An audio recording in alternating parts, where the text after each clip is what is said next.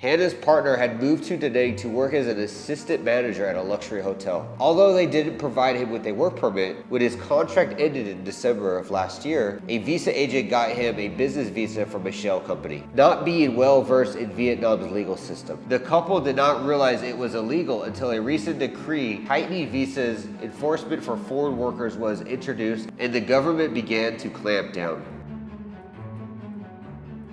It was a stressful month for Australian national Hannah and her partner. After moving from the central Vietnamese city of Da Nang with her pet dog in tow and signing a lease in Ho Chi Minh City, the dream of a life together in the metropolis came to an abrupt end. What does this mean? Vietnam does not want us. The question is asked countless times, with little to no solid answers to the question. Can I retire or stay long-term in Vietnam? The short answer, no. However, there is more to that answer. Hey guys, welcome back to the channel. Welcome back to another video. Today is an important one. We are going to talk about what is going on with Vietnam and why you are having troubles getting into Vietnam, or why there's still only a 30-day e-visa and the only way to extend it is pretty much leaving Vietnam.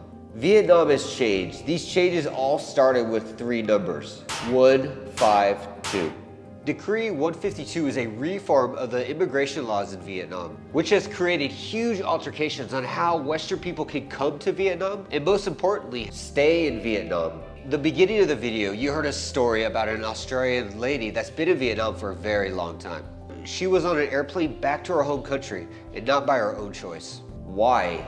She was left with no options. Like many long-term Westerners living in Vietnam since 2021 all the way back to the early 80s. Most have been here to make a new life, being married, maybe having a job, or that questionable idea of just simply retiring here. How did they stay so long? Vietnam visas fall into three categories: business, marriage, and tourism. These allow Westerners to visit and see Vietnam, to work in Vietnam, or stay long-term in Vietnam if they're married to a Vietnamese citizen, which is somewhat of a loophole. By the end of this video, you'll understand why I'm calling marriage in Vietnam a loophole. Let's go back to our Australian friend from before and let's find out what she found out, as she really didn't fall under this new immigration reform 152. Vietnam's government has tightened the rules and enforcements of expats working in Vietnam, forcing foreign workers to leave Vietnam as part of not having work permits or their incompatibility to provide sufficient application documents. The one issue that hasn't been transparent in Vietnam is what are the qualifications to stay here. For working, we are to have a 4-year university accredited degree and also a TEFL course of 120 classroom hours. Now with the degree, I can't really help you too much, sorry. If you don't have a TEFL, check the link below for a big discount. You can get your TEFL through a accredited school here in Thailand of 120 hours, and it's accepted all over Southeast Asia. I personally use it and it's been accepted everywhere I use it. Now back to the video. Now would it surprise you if I told you this law before was very vague? In the past, or even now, non-native English speakers are required to have an English teaching degree, a TOEIC, which is a certification that you're allowed to teach English, and also 3 to 5 years of teaching experience before you even apply in Vietnam. So this means native speakers fell through the cracks, meaning someone with a 4-year art degree, for example, was qualified to teach language, IT, sciences, whatever it was. And this was the big change in Decree 152, was removing this vagueness from native speakers applying for work here. This also didn't just directly affect English teachers. This affected a lot of expats and Westerners working and living in Vietnam that might have been doing IT jobs, oil jobs, engineering jobs. They didn't really have the degree that was dedicated to what the job they were actually doing. The greatest expectation for what foreigner workers would bring into the country, I think, is the technology transfer or spillover effects to local workers. This process had the intent of having Western people come into Vietnam and help Vietnam build, not become part of Vietnam. IT professionals, engineers, and teachers of English and Chinese were the intent. This is why in 2021, Westerners were being forced out and they weren't allowed to renew their business visa or even extend it through an agent or even the government. This means that people that already had a work permit or a business visa were not allowed to extend it. They had to do it all over with the company they worked for to make sure they were qualified for that position they were at, to filter out people that had fake or false business visas. What did our Aussie friend end up doing? Although being offered different high fees by visa agents to get him the fake documents needed for a new visa, the fear of being forbidden any future reentry if caught led him to leaving Vietnam early this June. It's a trap that seamlessly thousands of foreign workers, among them long-term expats, have fallen into recent months in the country. In short, he was forced to leave his life behind. Let's step back a moment and let's look at the agent part. What was the problem with the agent? Besides charging overly high rates for the services they provide, and also providing fake documentation that you would be submitting to the government, they were signing you up for real visas under fake companies, which were undermining the Vietnamese government and the immigration laws of Vietnam. What was the underlying problem? Before the mid-1980s, Vietnam was closed off to the world. In self-isolationist mode, the country's economy operated in the old communist manner of the central planning, similar to that of China and former Soviet Union, where the economic decisions were made directly by the state. But suddenly we realized that we had a critical shortage of skilled labor. The government turned to the help of outsiders with a new immigration law that started back in 1987. Management of foreign workers, inviting language teachers, IT professionals, engineers, doctors, and other professionals that were needed to help Vietnam advance, which allowed Vietnam to grow much faster than they would have grown if they never had any outside help. We can say that the foreign workers contributed to the process of improving the productivity and the competitiveness of Vietnamese workers. What did this mean for the people of Vietnam? They learned new skills like IT, medical, engineering, business, language, and most importantly, factory theory and how to mass produce something. This led to a strong 6% increase for the economic status of Vietnam. And this is a lot coming from a country that started with nothing and just being farmland exporting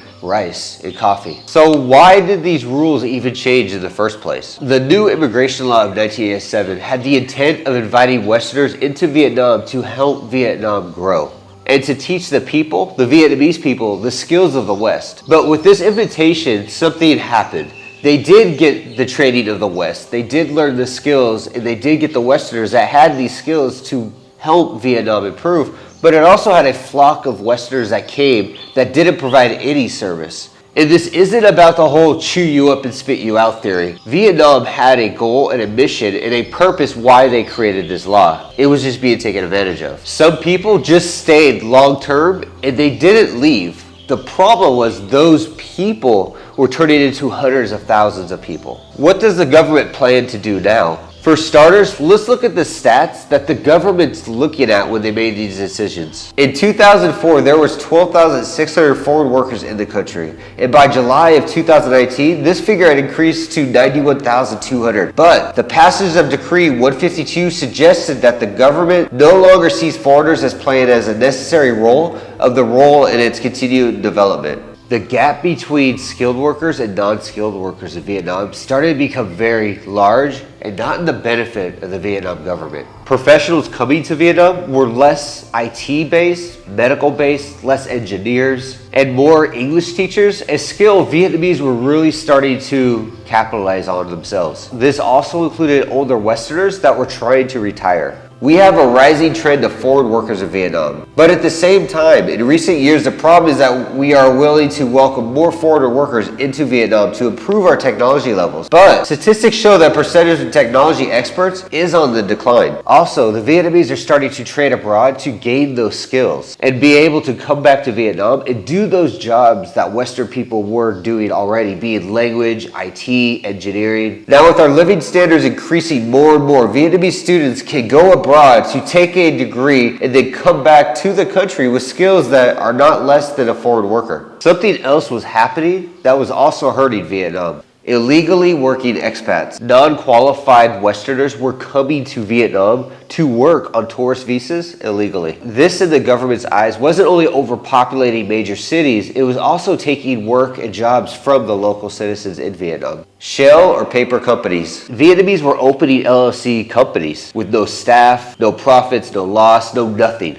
Then they started hiring Western people, getting them business visas, getting them work permits, getting them TRCs, never having to work for their company and not seeing them again until their visa needed to be extended or their TRC needed to be. in the expat, most started just working illegally, some got married, some went off to hiding to small villages and areas of Vietnam, and others just proclaimedly retired in Vietnam, adding no value to the economy. By law, having a TRC or a work permit or business visa means you have to work for that company that signed you up for that business visa. You cannot have a TRC or a work permit business visa with one company and start working a side job or working for a different company entirely. This is very illegal unless it's approved by the government. So legally, by Vietnam's immigration laws, when you get your TRC or business visa, you should be working for that company only that provided that for you. Those shell companies or paper companies had nothing to offer you for work, and they weren't going to pay you. It was just a shell or paper company providing immigration documents to stay in Vietnam longer than they should have, or stay in Vietnam illegally when they shouldn't be able to.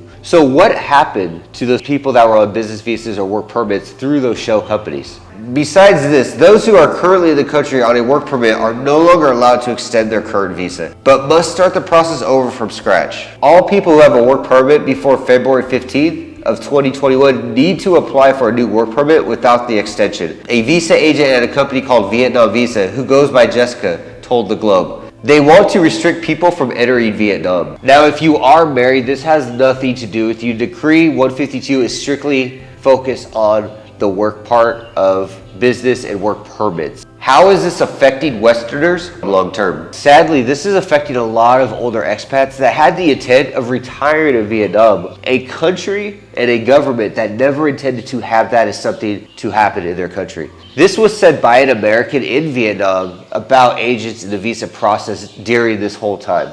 The retiree who does not want his name used, as he is currently on a business visa tied to a paper company, as he referred to it, told the Globe he suspects he will have to leave the country this August. I think travel agents tend to steer people towards these visas. He said of his shabby business visa that he acquired nearly 2 years ago, but I accept the responsibility for where I am. Then there are the blacklisted. Some U.S. citizens have been told that they have been blacklisted, have paid large sums of money to visa agents to have their names removed, and have then learned through an immigration office that they were in fact not on a blacklist. Do not pay any agent to remove you from any list. Blacklisting is a high-level immigration process that cannot be done by an agent, can even remove you from. If you are in fact blacklisted, you will know, you will be told before you even leave the country.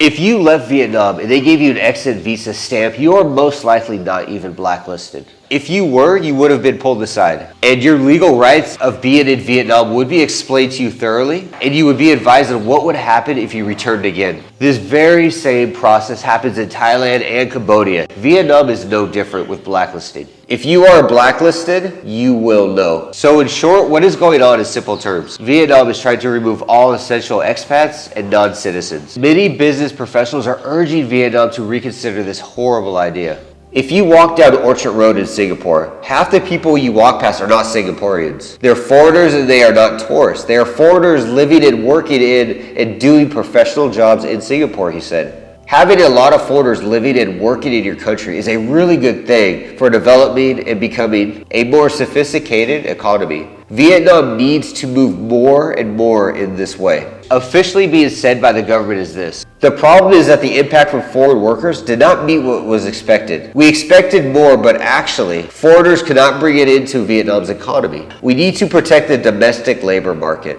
While we're living in a global community, where those expats, those foreigners, were the reason why Vietnam is where it is today. Good luck with that one, Vietnam. Thanks for watching.